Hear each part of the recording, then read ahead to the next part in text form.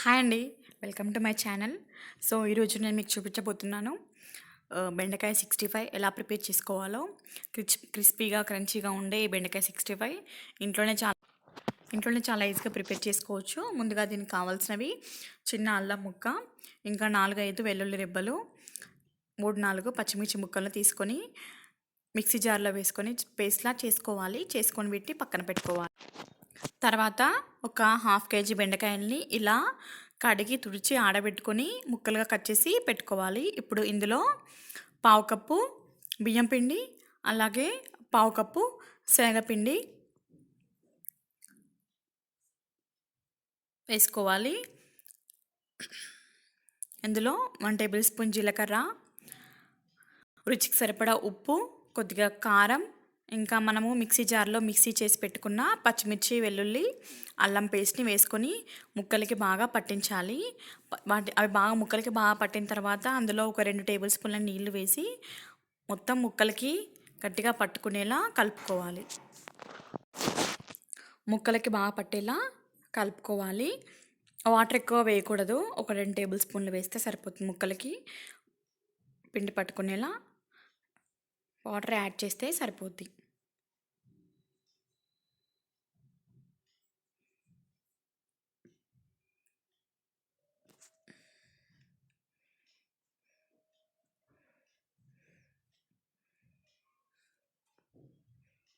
వీటిని ఎక్కువ మ్యారినేట్ చేయాల్సిన పని లేదు. కలిపి పెట్టుకొని తర్వాత వెంటనే నూనెలో డీప్ ఫ్రై చేసుకుంటే సరిపోతుంది.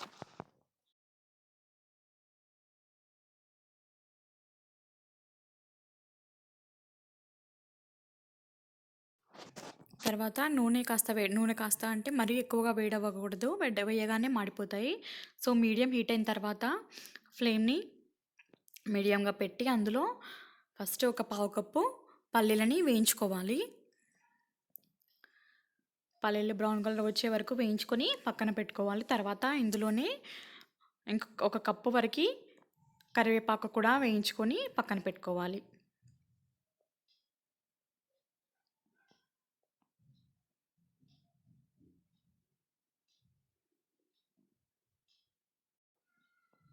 ఇప్పుడు ఇదే ఆయిల్లో కరివేపాకు కూడా వేగిన తర్వాత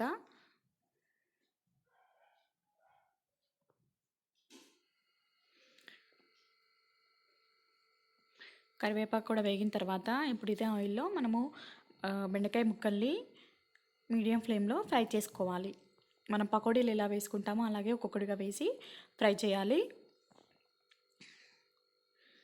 అవి క్రిస్పీగా అయ్యే వరకు ఫ్రై చేయాలి. ఇలా తొందరగా తీయకూడదు, ఎందుకంటే ఆయిల్ ఎక్కువగా పడుతుంది. అలాగే ముక్కల్ని కూడా పచ్చిగా ఉన్నప్పుడే కట్ చేయకూడదు, ఆరిన తర్వాతే కట్ చేయాలి. అలా చేస్తే ఆయిల్ ఎక్కువగా పడుతుంది. సో ఇలా బ్రౌన్ కలర్ వచ్చే వరకు వీటిని ఆయిల్లో ఫ్రై చేసుకోవాలి.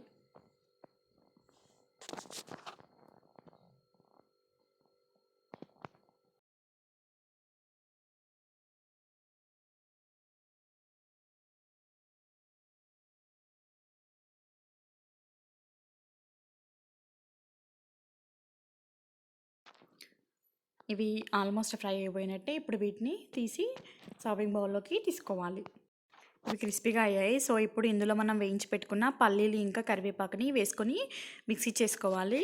ఇందులో మనం ఫైనల్గా కొంచెం ధనియాల పొడిని యాడ్ చేసుకోవాలి. మీరు అవసరం అనుకుంటే ఇందులో కొంచెం లైట్గా పచ్చి కొబ్బరిని కూడా వేసుకోవచ్చు. ఇలా యాడ్ చేసుకొని కొంచెం వేడిగా ఉన్నప్పుడే వీటికి మసాలా కనుక పట్టించినట్టయితే చాలా బాగుంటుంది టేస్ట్. చల్లారిన తర్వాత పట్టుకోదుగా వీటికి. సో ఇలా మొత్తం అన్నిటికీ ముక్కలకు పట్టేలా కలుపుకొని సర్వ్ చేసుకుంటే సరిపోద్ది.